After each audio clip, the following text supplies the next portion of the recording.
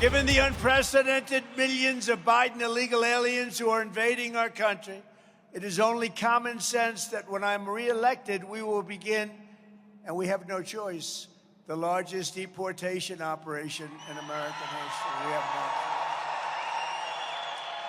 choice. On my first day back in the White House, I will terminate every open borders policy of the Biden administration.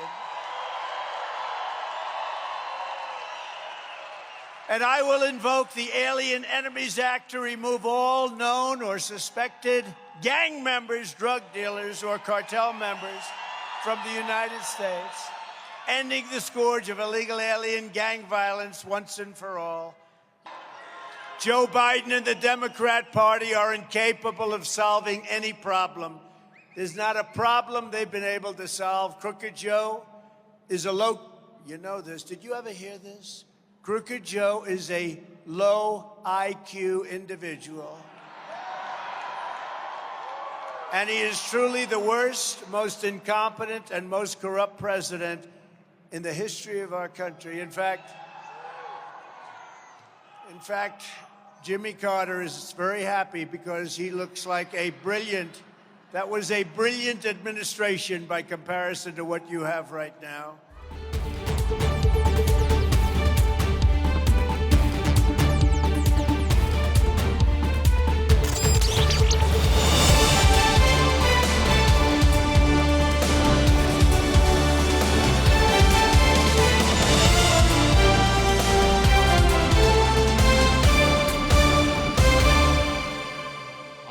We did in Florida, we'll win a big, strong victory, not just for me.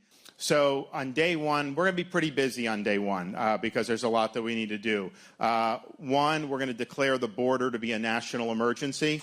We're going to mobilize resources.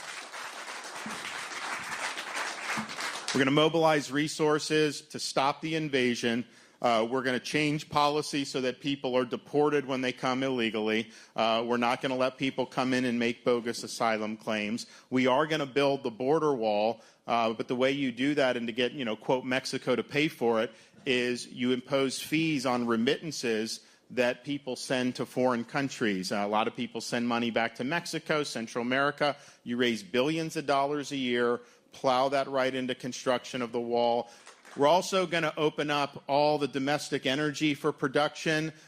We have massive deposits, Marcellus Shale, Permian Basin, federal lands, and so we'll open that up, lower gas prices, lower energy costs, and actually make our country more secure against foreign adversaries. We should never have to go hat in hand to Venezuela or Saudi Arabia for energy. We're going to have thousands of people ready who will be appointees to send to the Senate for confirmation so that they can get in immediately and not have the bureaucrats run the show.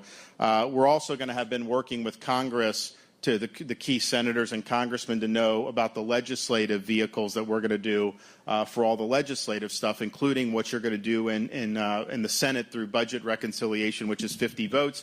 And so you got to have all that mapped out and then just press. But there's only your first 100, 150 days is really a high water mark where you've got to really, really deliver. I'm going to have to strengthen our military, and part of that means more firepower in terms of like naval power, all this other stuff. But it also means fixing the culture of the military. You can't win if you have a woke military, if they're focusing on social agenda or politics. We also eliminated gender ideology. Telling a kindergartner they can change their gender or were born in the wrong body is wrong. And when that came up, I have a first grader, kindergartner, and a preschooler right now. At the time that issue came up, this was, I guess they were in, it was kindergarten, pre-K, and then not even in school. So as a parent, I was very sensitive. And I think as I would have been sensitive anyways, because it's just difference between right and wrong. But I'm thinking to myself, I look at my kids, I'm like, how could you possibly want to have someone tell a kindergartner that they can just change their gender? It's totally inappropriate. Thank you.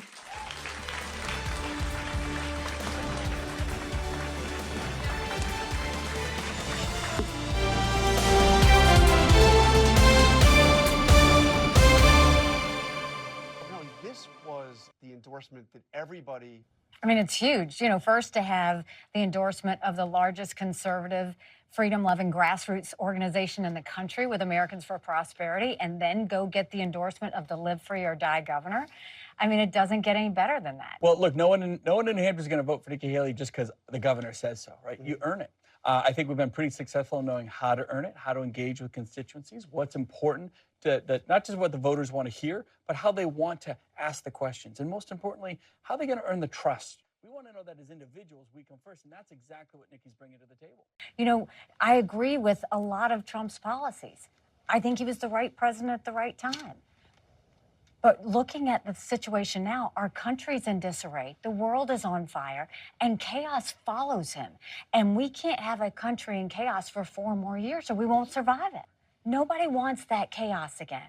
That's what we're trying to get past. My approach is different.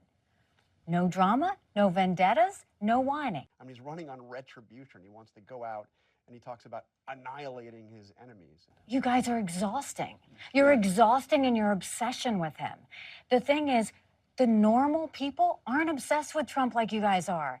The normal people care about the fact that they can't afford things. They feel like their freedoms are being taken away. They think government's too big. I know y'all want to talk about every single word he says and every single tweet he does. That's exactly why we need a new generational leader, because people don't want to hear about every word a person says or every tweet. They want to know how you fought for them that day, and they want to know how their life is going to be different. And life would be a whole lot different if the media would stop this obsession with Trump. Do you disagree with that decision by the Texas Supreme Court? Well, I think it is the right thing that unelected justices no longer decide this, and it's in the hands of the people. I appreciate that Texas went more on the pro-life side. But as we go through this, listen, my heart broke for her because I had trouble having my children. The states are now going to have to look at these, because what we don't want to see is a woman with a rare condition having to carry a baby until term. So it was the right decision by the court? Well, the court had to follow the law. The law said that she couldn't have the abortion. Now it's up to the legislature in Texas to say, how do we make sure there are no more Kates that go through that? That's what you look at. As a governor, you don't just say this is golden. As a governor, when something happens that churns your stomach, that says that's not what this was intended to be, you go back and say, okay, what do we do to make sure that we are saving as many babies as possible, but also supporting as many moms as possible? It's not as cut and dry as everybody wants, but states will self-correct to this. That's what they do. But I think it's in the law, right? The court, the problem is in the law, the problem is not the court.